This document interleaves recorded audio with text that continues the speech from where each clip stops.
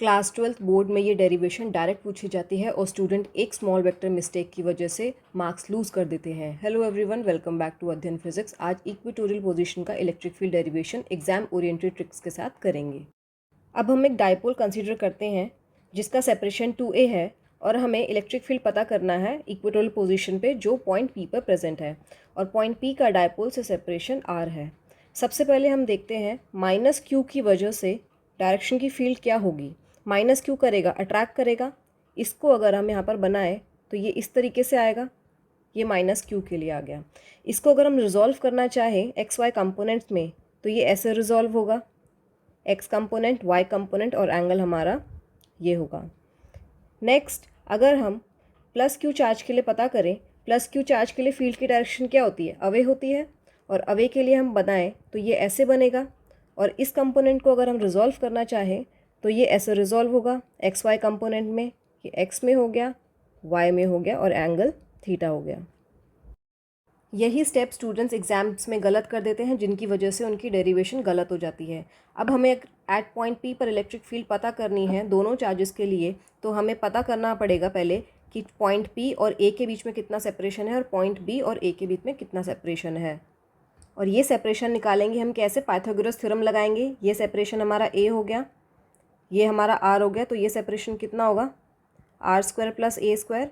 यहाँ पर भी सेम होगा, R square plus A square. So point P से दोनों चार्ज की डिस्टेंस क्या होगी, R square plus A square. अब हम इलेक्ट्रिक फील्ड लिखते हैं। Electric field due to plus Q charge,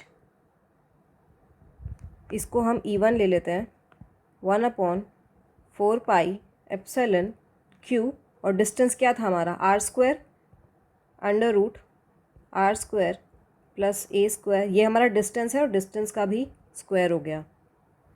और माइनस क्यू के लिए भी सेम ही मैग्नीट्यूड की फील्ड आएगी।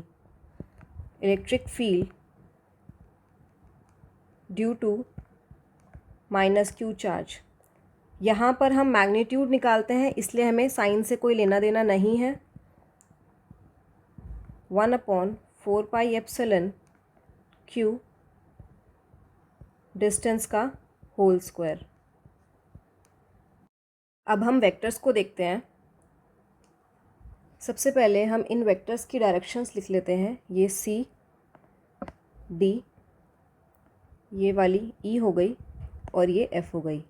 अब ध्यान से देखो, ये जो हमारी डायरेक्शंस निकली है इस तरीके से, जो हमारी वर्टिकल डायरेक्शन है ये वाली और ये वाली, दोनों vertical direction equal and opposites हैं, जिसकी वजह से ये दो कैंसल आउट हो जाएंगी। वर्टिकल डायरेक्शन कैंसल आउट हो जाएगी, लेकिन हॉरिजॉन्टल में दोनों ही ऐड होंगी क्योंकि दोनों की सेम डायरेक्शन आ रही है, तो दोनों वर्टिकली कैंसल हो जाएंगी और हॉरिजॉन्टली ऐड हो जाएगी। एक बार फिर से बता देती हूँ, ये डायरेक्शन हमारी प्लस के लिए थी, माइनस के लिए थी, और ये हमारी प्लस क्यू चार्ज के लिए थी।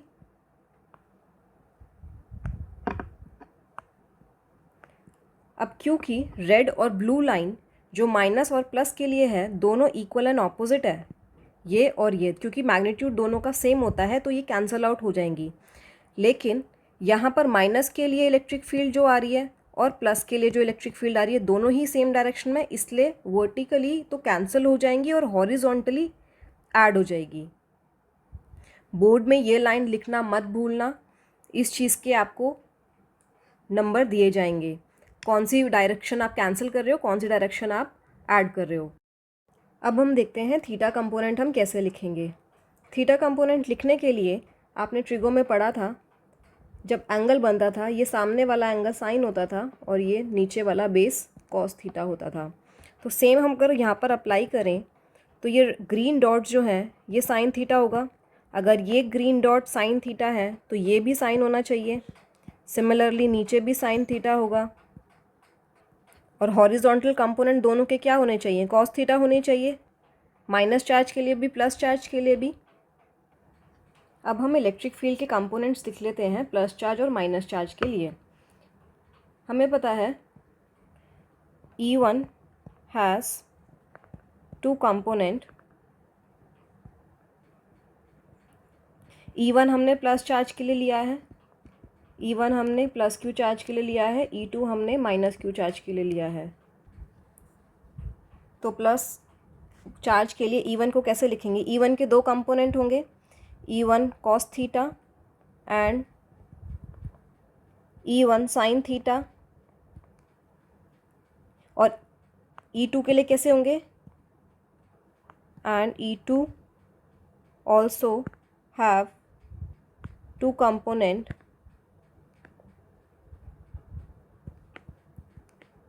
E2 cos theta and E2 sine theta. हमने ऊपर देखा है कि हमारे साइन थीटा कंपोनेंट कैंसिल हो रहे हैं और cos थीटा कंपोनेंट ऐड हो रहे हैं, तो उसी को हम लिख देंगे as E1 is equals to E2। Magnitude दोनों का सेम है, E1 sine theta and E2 sine theta cancel out हो जाएगा and E1 cos theta,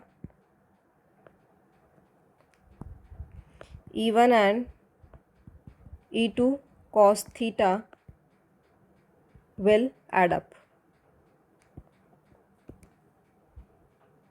Resultant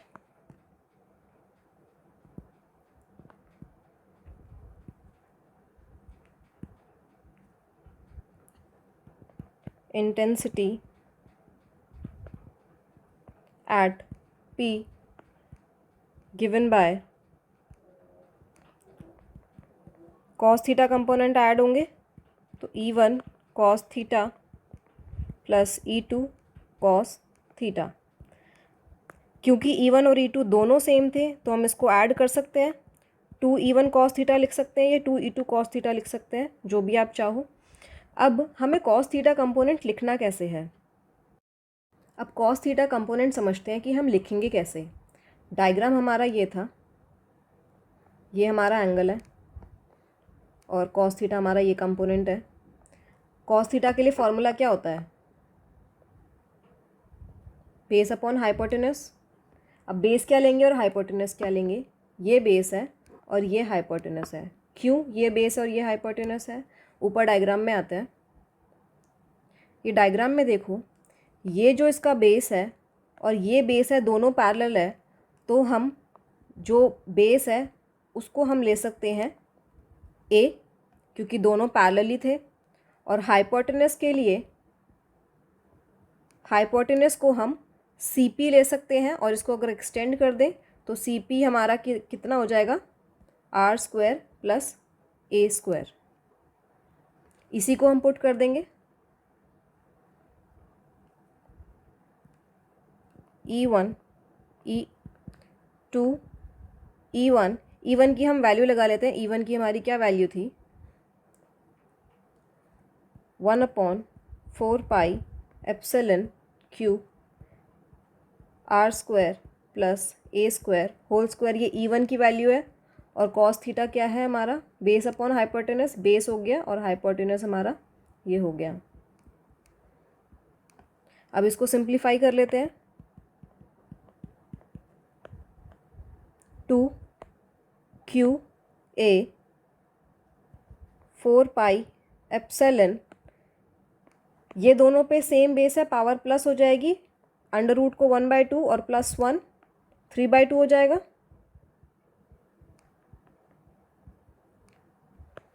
ये हमारी इलेक्ट्रिक फील्ड आ गई और इसको और कैंसल आउट करें तो QA, इसको हम कैंसल आउट ना करके डायरेक्ट P लिख सकते हैं, क्योंकि 2QA हमने क्या पढ़ा है? P होता है।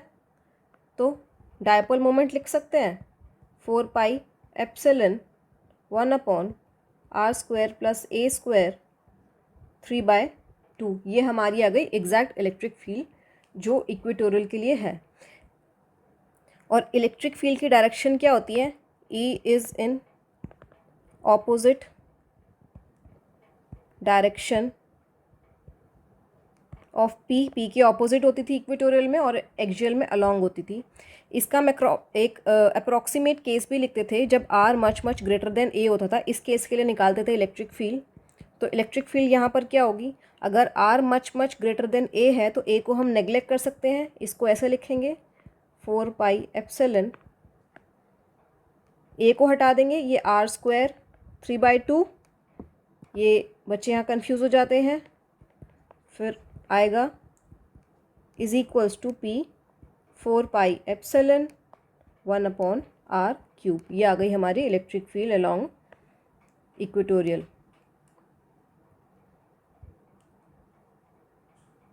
एक्सियल और इक्वेटोरियल का जो रेशियो होता है ये 2 होता है। यहाँ से भी क्वेश्चन आ सकता है आपका, डबल होता है। अगर आपको ये वीडियो हेल्पफुल लगी है तो इस वीडियो को लाइक करो और सेव करो और अपने फिज़िक्स ग्रुप में ज़रूर शेयर करो। Thank you.